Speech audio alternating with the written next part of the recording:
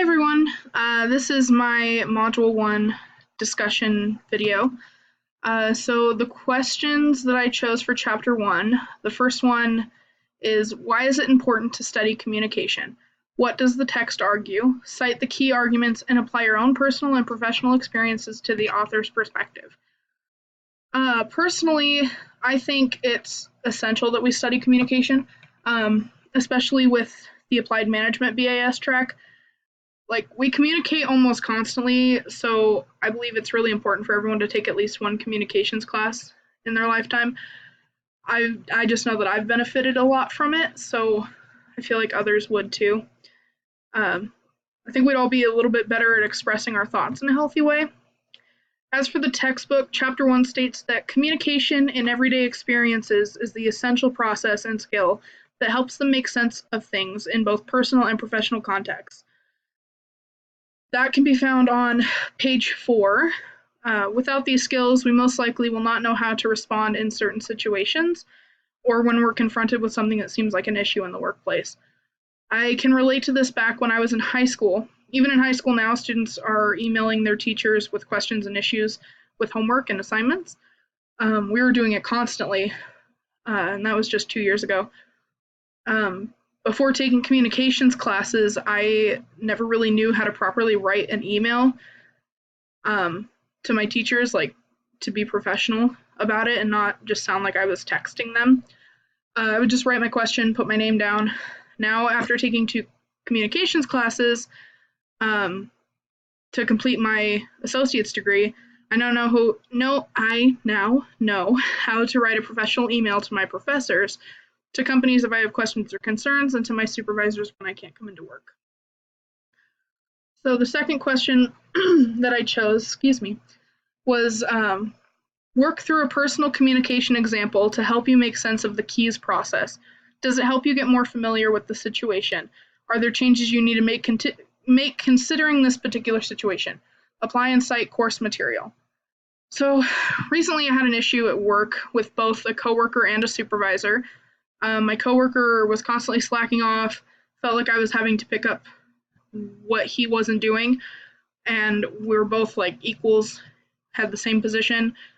We both knew exactly what we were doing, but he would disappear for hours on end and then come back and act like he was just on lunch.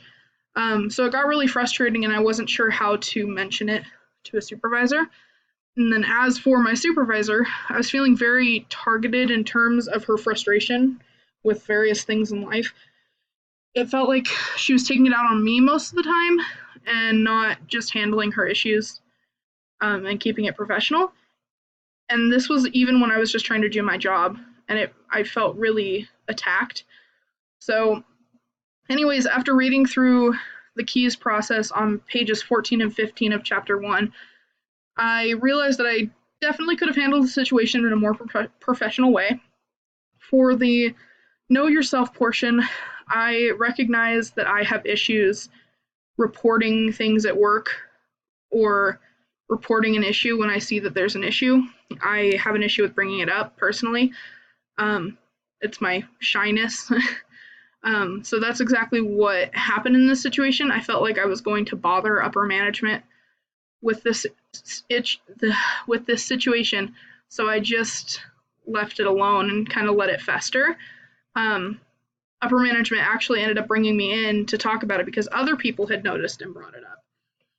So I was a little embarrassed at that point that I didn't bring it up to begin with. With evaluating the professional context, I knew I couldn't take this to the supervisor that I had an issue with, both the situation with the coworker and obviously the situation with her, because I wasn't sure what reaction I would get, and I didn't want to deal with that and make the situation any worse. So my communication interaction portion of it was not existent, in that I never brought it up in the first place, and when I did, I was emotional and honestly really terrified to say anything. So there wasn't really a communication interaction. As for step back and reflect, I believe I have successfully done that by realizing that I could have handled myself in a more professional way. I think next time I'll mention it before it gets out of hand and try to remain as professional as possible when doing so. So as for chapter 2, discuss an example of a time when you were offended by written communication. How did you respond? Did you use written communication or respond in person? The only time I can really think of that I was upset by written communication was actually a lack of written communication between myself and my supervisor. I was scheduled to come in and work from noon to 4 that day. So I got up and went in like I should, and I get there and the entire office is closed, and when that happens, I can't work because the supervisor has to be there for me to be able to work. So I would have needed to wait for 2 hours just to work for an hour and a half. So it wasn't worth the gas money to come up here or up to SFCC from where I live. And I responded by emailing my supervisor, letting her know that since the office was closed, I would not see her until my next shift. I kindly asked why I was not informed of the closure beforehand and received an apology that afternoon. I was thankful for how professional my supervisor was about it, and I'm glad I remained professional as well. While I was writing my email to my supervisor, I utilized some of the key points about writing emails found on pages 230 and 231 of the textbook. It was really helpful in aiding my professional writing skills in this situation. And finally, some scholars are concerned about the negative impact of text messaging and other forms of technology on written communication. Do you share this concern? Do you think technology encourages you to be less professional in your written communication? Why or why not? As you frame your answer, apply concepts and ideas presented in Chapter 9, and be sure to cite the text.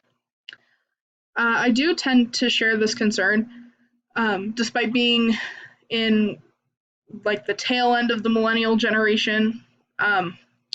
I do notice that a lot of millennials and the even younger generations are beginning to shorten statements and use fragmented English in order to communicate, which also makes it harder for them to understand when somebody communicates to them in like a professional or proper way. I think it makes it more difficult when it comes to professional or academic writing, and that many children in 2019 don't know how to properly write a letter or compose an effective essay, which is going to be really difficult when they get to college and have to go through English 101 and realize that what they had been doing up until that point was not what needs to be done to write a professional essay.